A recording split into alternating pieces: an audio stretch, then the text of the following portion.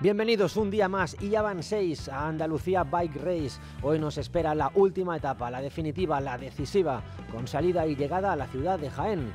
Una última etapa dura, con el mayor desnivel positivo acumulado de todas las mangas disputadas hasta ahora en esta Andalucía Bike Race.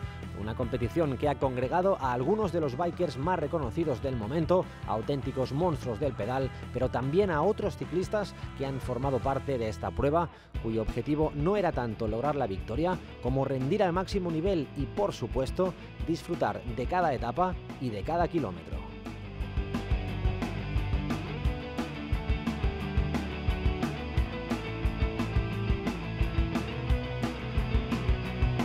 El poder venir aquí me va a costar un disgusto en mi casa.